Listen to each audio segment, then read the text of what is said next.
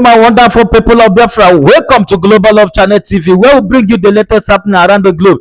Yes, it don't happen. It's a call for celebration to us. It's a win-win to us. Finally, the release of Mazi Nnamdikanu have been finally discussed in the United States of America. Finally, Donald Trump has passed the executive order for the immediate release of Mazi Nnamdikanu without further delay. Yes, because they have suffered a lot of injustice from the hand of Nigeria government. As I'm talking to you, it's a call for celebration. Nigeria government, shame on you. What are you going to do this time around? Are you going to still withstand it? Yes, we stand it then and see what is coming to you. Yes, my people, I don't want to waste much of your time. Let's dive in and watch it in details. Yes, let's go in there. 2017, when inauguration of Donald Trump was celebrated in Port Harcourt, and the Nigerian government shut down and killed over 27 young youths of Igbo descent, IPOB young stars, for doing nothing but cheering up the president of their choice. This happened and nobody have been brought to account for that. We are asking that the government of the United States under Donald Trump, present president, to look into that massacre, because it was democracy that was being celebrated, and those youths were happy, rejoicing that such a good thing happened, and the military went and killed them all like chickens. We continue to ask, what is it that you're holding Nnamdi Kanu for? And we believe, as a British citizen, the British government's hand is in it, because Nnamdi was discussing about the atrocities they're doing in Nigeria. They don't want any development in Nigeria. Everything that we are doing is what Nnamdi was preaching on, and everything he have said before have happened today, and it's still happening. The jihadis coming in to work for the British government and to be killing people, the Fulani herdsmen, the terrorists, and that's what they are, killing people, trying to displace indigenous people, trying to take their lands from them, land grabbing. We want the world to look into it, more especially the United States government. For one thing, if nothing is done, once these jihadis get hold of the southeast, the Christians that they're trying to exterminate, they will have hold of the sweet crew. And once that happens, the next thing will be to challenge the United States and even the Britain that is encouraging them to do their bad deeds. So, Father, I've heard that a Nigerian government official, the Inspector General of the DSS, Department of State Services, has said, Nigerians, defend yourselves from the terrorists and the bandits, end quote. So, Father, as a minister of God, do you support self-defense, especially where it may lead to the killing of your assailant? Thank you very much, sir, for the question. And if you don't mind, let me begin by thanking you and your colleagues who have been working with us tirelessly to bring to the awareness of the world the level of injustice that is going on in Nigeria. It's getting too much. And at some point, somebody somewhere has to stand up and say enough is enough. Now, coming to your question, yes, the Director General of DSS, who in American context we might equate to the Director of Homeland Security, is a special government official in Nigeria who is privy to top secret intelligence actually. For him to step forward and publicly told Nigerians, arm and defend yourselves, tells me a couple of things. One, Nigeria is either becoming a failed state or is already a failed state. Why? Because he said that they don't have enough government manpower to defend you. The military, the police, the DSS, that they don't have enough power to defend their citizens. What is the primary responsibility of any government, democratic government? To defend the lives and property of the people. So, for the director of DSS to say, we don't have what it takes to protect you Nigerians, it means that they are incapacitated. Self-defense is a natural phenomenon. If I were to pinch you now, you will blink unconsciously in defense of yourself. So self-defense is a natural phenomenon. But in the context of the DSS, honestly, I wasn't expecting that we shall come to that level, at which the common people are required to arm themselves and defend themselves. But guess what? It has happened. In other words, what it means is you're on your own. If anything happens to you, you have yourself to blame. Now, because self-defense is a natural phenomenon, I have never read about any law, moral law, Christian law, civil law, natural law that is against self-defense. None whatsoever. But you know what? Where you have a good government, you take it for granted that you are protected. And so it's not even a question of whether I support it or not, or whether it is legal or not. And then for the government to say, defend yourself. Now, we are taking self-defense to a higher level. The level of you have to do everything possible to protect your life. Your life is the most precious gift God has given you. Very, very precious.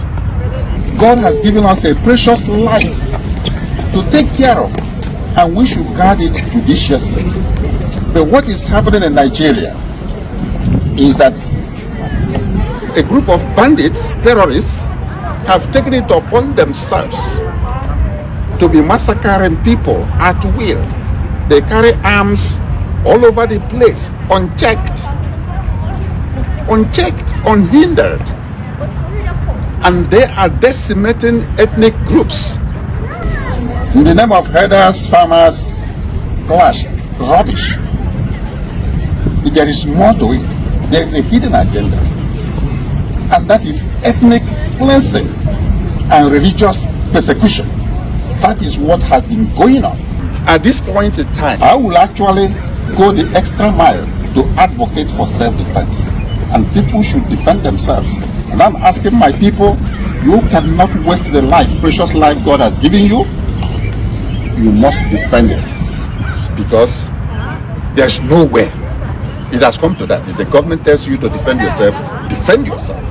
That's what I will tell my people. And then I will ask our brothers and sisters in diaspora, especially here in America, who are from Igbo descent, Igbos here in America and Europe, organize yourselves, raise money, and make sure that your respective communities at home are protected. Have a very working vigilante groups, and make sure that your communities are protected. The time to pretend that everything is okay back home in Nigeria is gone and may never come back until that country disintegrates. Because honestly, a failed state, the only solution to a failed state is disintegration. To your tents, O Israel. Everybody should go and take care of themselves. From the local communities, maybe to the regional level. And guess what?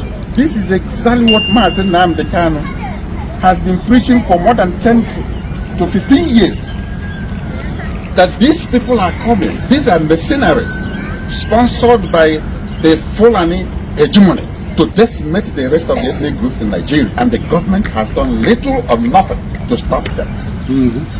And to our greatest embarrassment, or even being fair to them, they have now told us officially that there's not much they can do. So, Bruce Fine, as a constitutional lawyer and the International Council for Mazi Nnamdikanu, and you visited Nigeria many times.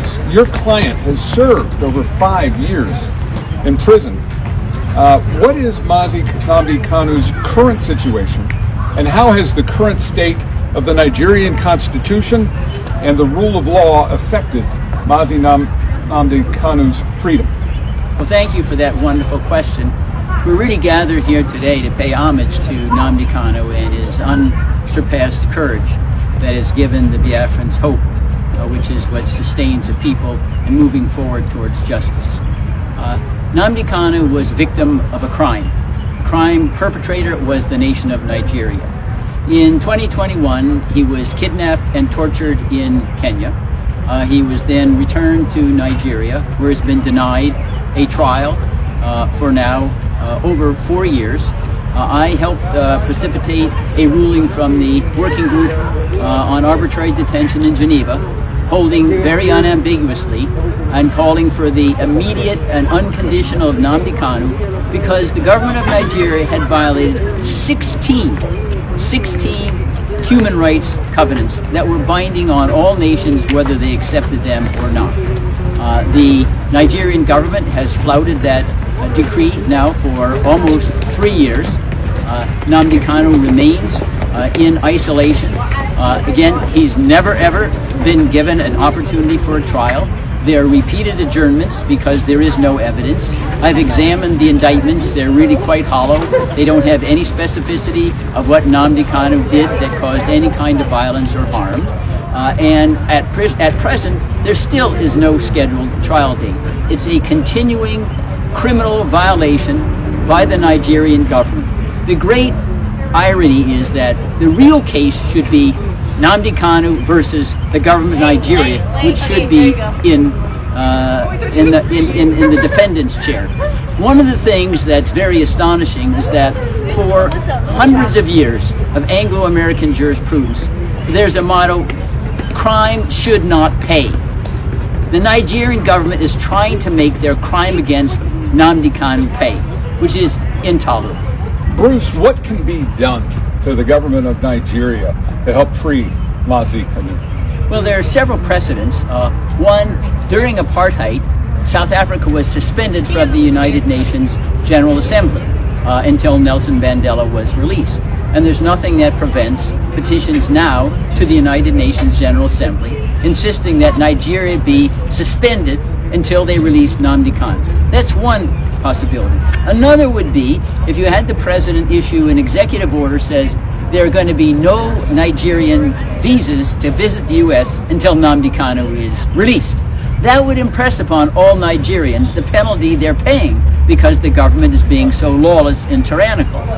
There are other options like having an international arms embargo on Nigeria until Nnamdi Kanu is released, having very, very high tariffs on anything sold by Nigeria until Nnamdi Kanu is released. These are financial pressures. They've been utilized in other countries in the past. It's a matter of political will, not law. Chief Ugonna, how do the attacks on the Christian community and the continued injustice faced by Mazi Nnamdikanu serve as a serious warning sign for all Nigerians about the state of justice and freedom in the country? You know, that's an excellent question, and thank you for posing that. I want to tell you a short story. I've been going to the region for 20 years. And the first 10 years that I was there, it was quite peaceful, at least in the southeast.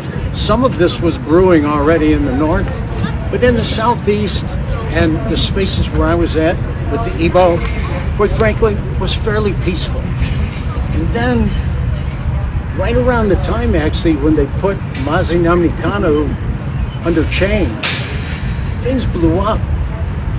And more than that, I think when people in the villages and the boroughs of Southeast Nigeria look at this, they see, wow, if they can do that to somebody like Mazi Nnamdikanu, who is quite an individual, what could they do to me? What can they do to the individual citizens? It's just gone wrong. I'm telling you, and I've told the State Department here before, not from this current administration, but the previous one, that if in fact, if we don't do something about this, that place is going to implode, and we're going to end up with a pile of people coming over who will immigrate just to get out of the place. That's what's going to happen.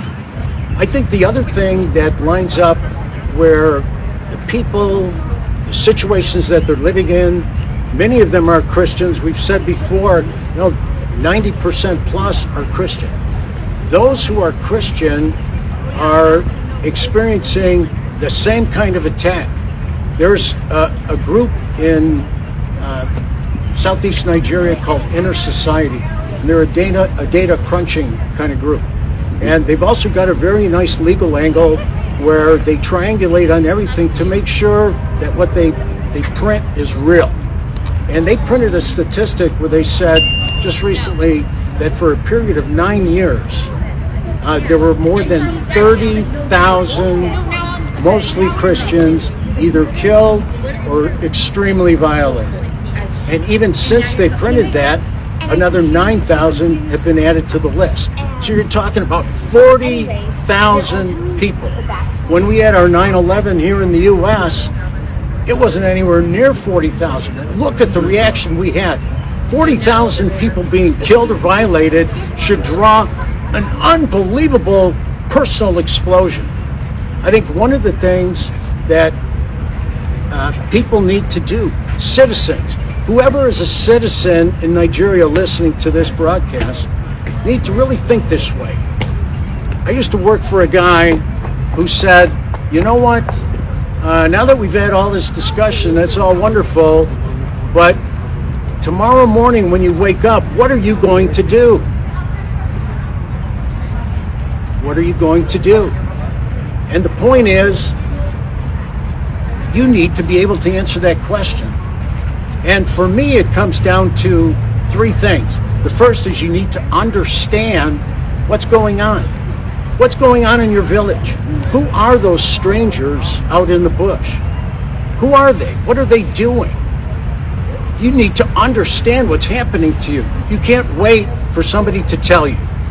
Nobody's going to tell you. When DSS has already said, you know what? You better take care of yourself. You know? Actually, I don't know if they really want to give us any good advice, but that's good advice. We need to take care of us. You need to get up and understand what's going on. The second thing you need to do is you need to have a plan. You need to start to think about, what am I going to do tomorrow morning? What's the plan? I need a plan. And the third thing you need to do is take it personal. Now, you might say, what's this white chief? How many white chiefs do you see with a red hat? Not too many. What's he doing? I want to tell you what I'm doing, okay? What's important to me? You know, when it comes to understanding what's going on, we are all about, I spent 20 years understanding what's going on. And some people even pin the label on me, not big A, but big I for Igbo. They said, boy, he knows a lot about the Igbo, that guy. Because I've spent 365 days on ground. And in so doing, I learned what's really critical to the Igbo, to the ethnicity, to the ancestral Igbo. What's important to that person? Why are they the way they are? So I did that. I started to understand by working with the people around, standing here and many others, I've learned all the ins and outs of what's driving, what's the history. What did the British do? How did they fumble the ball so badly when they set this place up? How did that happen? And so I've learned about that. So I know what's going on. The second thing is I've got a plan. One thing I learned from my dad, and God rest his soul, my dad was a Marine Corps staff sergeant. And so you can imagine, as a young boy, I was on the run. My dad, he said, son, you're either going to be part of the problem or you're going to be part of the solution. And you know what? I've chosen, I think wisely, to be part of the solution. Part of the solution is critical. And you know what? You as citizens need to be part of the solution. And you need to come up with it yourself. You know what? Just like DSS, they're not going to tell us what to do. Nobody's going to tell you what to do. You need to figure it out for yourself and then do it. And then the third thing is take it personal. Now, what have I been doing? You can tell just by the way I am. I take things personal. And when I come to this place behind me, and I spend a lot of time at the State Department as well, and as a group with AVID. AVID's a great organization. AVID, with that group, we've spent a lot of time in the halls of Congress, knocking on the doors, talking with people. When we're with those people, what we're doing is we're taking them through the same three steps. United States government, you actually don't understand what's going on in Africa. Listen to us. We'll tell you what's going on. It's an ancestral place. And what happens is when they abscond with somebody who's iconic in the society. I mean, Mazi Nnamdikanu is iconic. When they put somebody like that in chains and just throw away the key, which they've done, they've thrown away the key. We should be taking that personal. And once again, if they can do what they're doing with him, they're doing with us, and that's when the 40,000 Christians that they've got on the run. There's another little bit of data you ought to know about. You know, all the people, and I bet there's hardly anybody in the region who hasn't been personally touched by a disappearance. You've got family, friends, fellow villagers who've been absconded with. They've been stolen. Everybody knows what I'm talking about. You know what's going on. Well, what happens is we need to tell the people in these powerful places, because they have a lot of control. I think you've heard quite a bit of wisdom about what the U.S. government can do. But for sure, the U.S. government needs to understand that if these three questions don't get answered also by the United States, understand, have a plan, and take it personal, one day it will come to our shore. One day that place will just turn into a mess. And we need to make sure that it doesn't come to our shore. Evans, a lot has been said about what is wrong in Nigeria, especially the illegal detention of Mazi Nnamdikanu. What are your thoughts? Well, I mean, I can tell you that we've heard an earful about the evil and atrocities going on in Nigeria. But one thing about evil is that it's really perpetrated by a few, because there are all good people everywhere. There's good people in the north, there's good people in the south, but few bad apples that happens to galvanize the masses to commit evil against their own citizens. I'm telling you that evil may live for a while or may even live for a long time, but evil will never live forever, because every evil has an expiration date. It always does. So I'm telling you that the time of massacre of Christians in the north and south has expired. Right? Expired. Right. Expired. The genocide against the Igbos has also expired. And the incarceration of Mazi Nnamdikanu, the Mandela of our era, the Mandela of Nigeria, his incarceration has now expired. You've heard me describe Nigeria as a dark nation. And the only thing that can overtake darkness is light. So I'm asking the Congress of the United States to be the light and enact the laws that will stop what's going on in Nigeria. Beginning with designating the nation as a country of particular concern. I'm also asking those in diaspora, like myself, to wake up and do something to help your citizens back home. We can always do something individually, but we can do much more collectively. This is a cause that I'm willing to die for. And I will continue to fight until my last breath.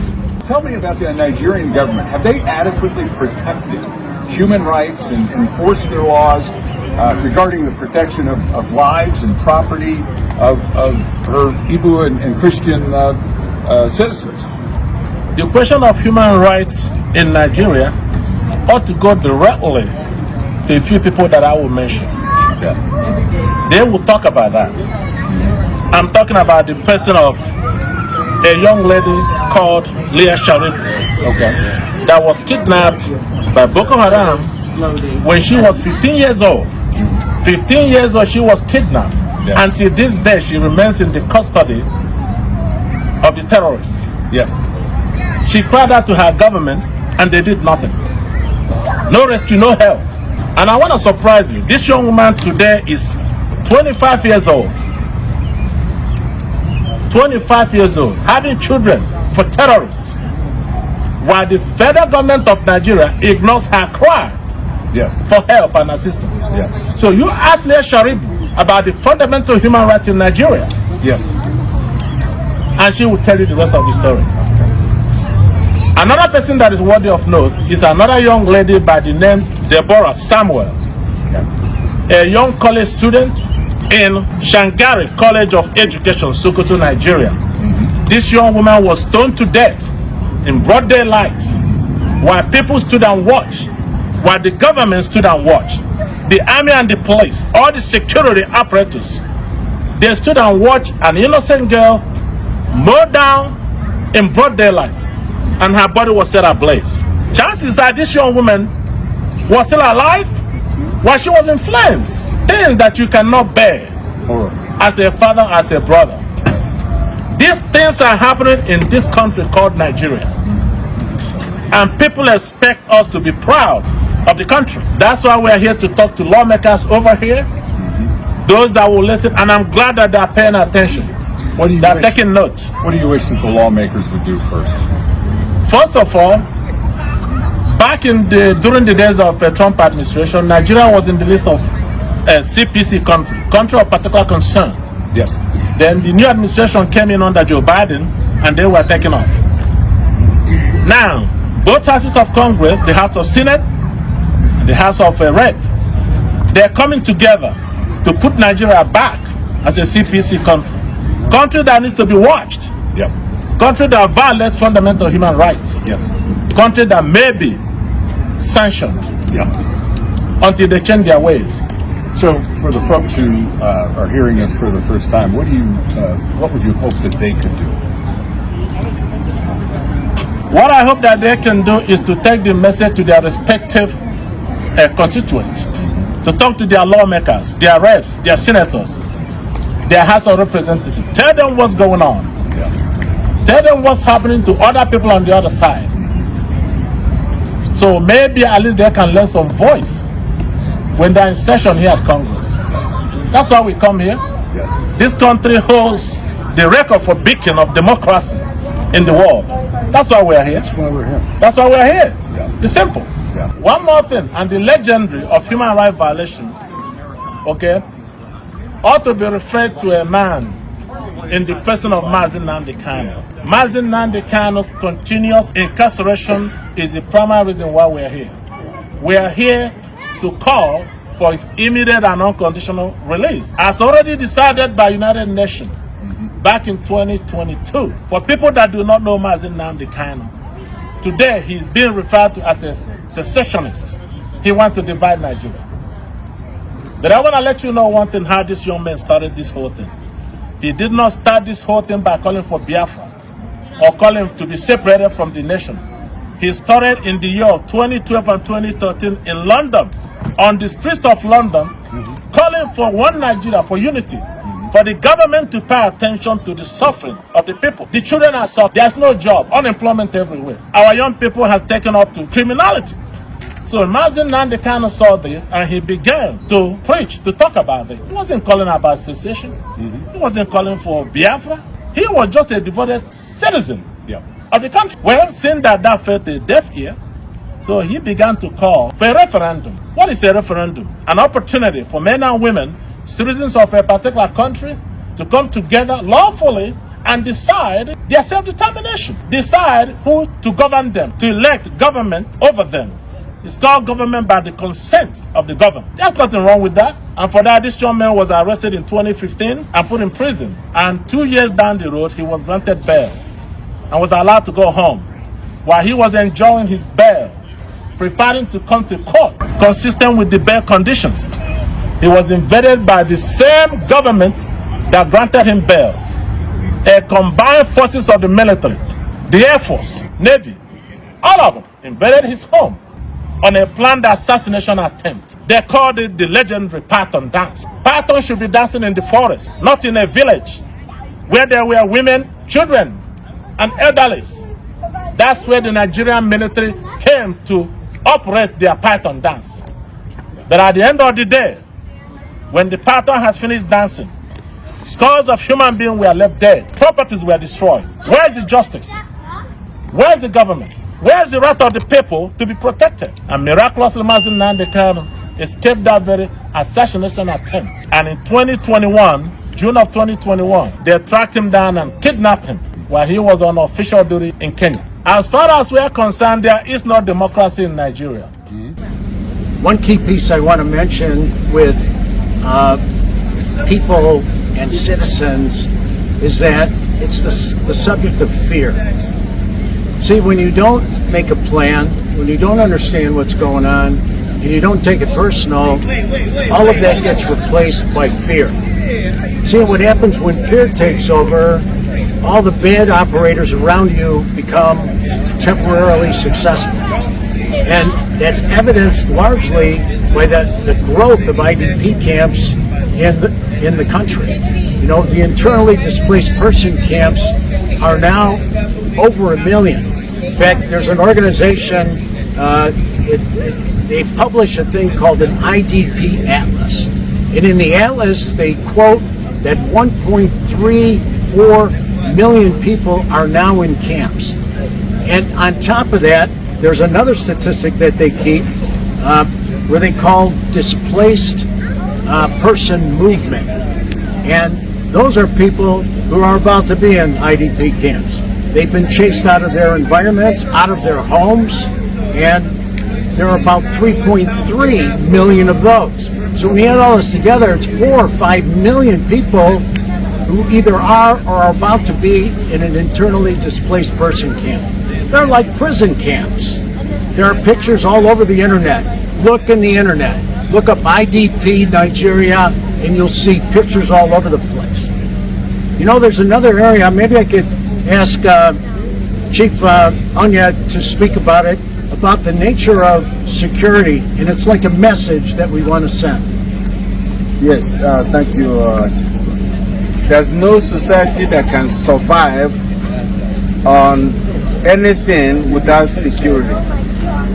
Building all those roads, building new malls, and all those things the governors in the Southeast claim they are doing is not helping anybody because nobody is secure.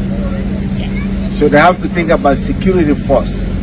Save the lives of our people first, and they can build those monuments. They can build those malls. Those things will come secondary. So the most important thing they would do is security. Make sure that there are bushes, nobody is living there, no Fulanis are there, no jihadis are there. Form the strong vigilante that you can have, not the vigilante that you use for your own personal gain when you run for elections. Form the one that can protect the people and guide them. By the way, the IDP camps we're talking about, who displaced who? Why would people be displaced? So security is important, that the governors of the Southeast should come together to do that. This is exactly what Nnamdi Kanu was telling them. Evans, a lot has been said about what is wrong in Nigeria, especially the illegal detention of Mazi Nnamdikanu. What are your thoughts? Well, I mean, I can tell you that we've heard an earful about the evil and atrocities going on in Nigeria. But one thing about evil is that it's really perpetrated by a few, because there are all good people everywhere. There's good people in the north, there's good people in the south, but few bad apples that happens to galvanize the masses to commit evil against their own citizens. I'm telling you that evil may live for a while or may even live for a long time, but evil will never live forever, because every evil has an expiration date. It always does. So I'm telling you that the time of massacre of Christians in the north and south has expired. Right? Expired. Right. Expired. The genocide against the Igbos has also expired. And the incarceration of Mazi Nnamdikanu, the Mandela of our era, the Mandela of Nigeria, his incarceration has now expired. You've heard me describe Nigeria as a dark nation. And the only thing that can overtake darkness is light. So I'm asking the Congress of the United States to be the light and enact the laws that will stop what's going on in Nigeria. Beginning with designating the nation as a country of particular concern. I'm also asking those in diaspora, like myself, to wake up and do something to help your citizens back home. We can always do something individually, but we can do much more collectively.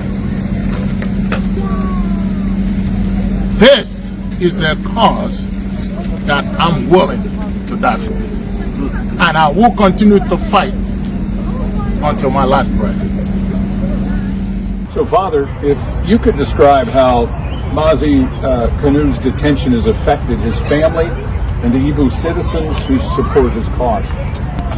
I personally see Mazi Nnamdikanu, just as many millions of our people have seen today, is the icon of Igbos, is the flag bearer of Igbo, is a corporate personality. It's not an individual, because he encapsulates everything that is Igbo. So he is a peace-loving man. Yes, very, very peace-loving represents man. a peace-loving people.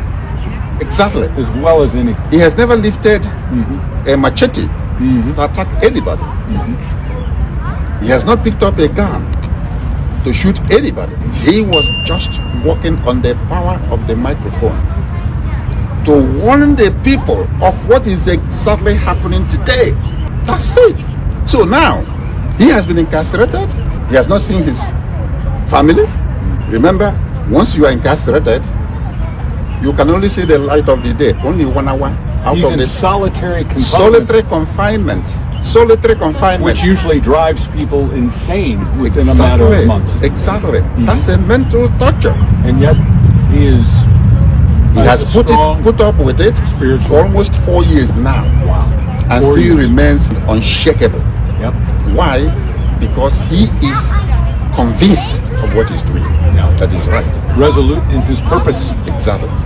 A raison d'etre, a higher purpose. He is indestructible. Absolutely. Until his purpose is served. You know why? Because whether you believe it or not, there is some divine inspiration that is at work in him. Yeah. If you are an ambassador of truth, it doesn't matter whether you are a Christian, it doesn't matter whether you are a Muslim, it doesn't matter whether you are an atheist. If you are an ambassador of truth, God is with you. And no government, no matter how powerful, ever wants to be on the wrong side of justice. Exactly. And this is so clearly an injustice against such a godly and wonderful man who represents such a godly and wonderful people, if not the largest Christian population in the world. In the world, exactly. Because we're almost 90-something% Christians. You know? So the family is feeling the heat. Yeah. But you know what? They are consoled because their son, their father, their brother is fighting for a just cause. It has taken people years to realize what he's doing. Those of us, my area, like I said, is in social justice. So I was able to see and understand what he was doing as far back as 2017. And since then, I have committed to the cause that he has been leading, because I know that it is the right course. So right now, people are realizing what this man has been saying and the type of person this man is. And that is a consolation to his family that is fighting for a just cause, which everybody now is realizing. And it's also a consolation to our people that he was able to withstand all the torture, all the criminal harassment, and still remain the same and consistent in what he's doing. People are really inspired talking about him today. This matter went to United Nations back in 2021, and after 9 months of deliberation by the United Nations Working Group on Arbitrary Detention, that very complaint was orchestrated by Attorney Bruce Fine from here, Washington, D.C. It took Nigeria to the World Tribune. And at the end of 9 months, they came out, it was a unanimous decision by 5-member nation that Mazi Nnamdikanu's detention is arbitrary and must be released immediately. Yeah. After the investigation and cross-examination, well, till this day, they have not complied to that very order. And Nigeria remains a signatory to the United Nations. You remember, why you're not abiding to their judgment. We are here to let the members of Congress understand what's happening to that young man. Yep. That's why we're here. Yep. Because right now, Nigeria has ignored every judicial pronouncement. Everyone. Yes. I just told you about United Nations. Even the Nigerian court, appeal court, in the same year of 2022, rendered their own decision on the matter, discharging Mazi Nnamdikanu of all charges, and ordering his immediate release, and even went further to say there is no court in this country that should try this young man on this particular issue. Yeah. Why? Because he was kidnapped. Yeah. You can't go around the whole world kidnapping your dissidents and dragging them back to your country and put them in prison. So today, Mazi Nnamdikanu remains in prison without trial. It's called persecution before trial. Where was he captured? Kenya. Kenya. Yes. So outside of the country, he was kidnapped, brought back into the country, tried by the very people who are guilty of offending him. Exactly. So the appeal court understood exactly what you said. Yeah. That's why they say no court can try him. Because they knew you cannot commit an offense against an individual and turn around to sit in judgment seat to judge the same person. It's like a rapist trying his own victim, Right. or prosecuting his own victim. That's exactly. You're the one that committed the crime. So my conversation with Bruce Fine this morning, he said that Mazi Nnamdikanu should be in a position to prosecute Nigeria for enforced disappearance of his person and extra renditioning him back to Nigeria. Blindfolded, brought back home. That is an international crime. And Nigeria should stand on trial, not Mazi Nnamdikanu. Yeah.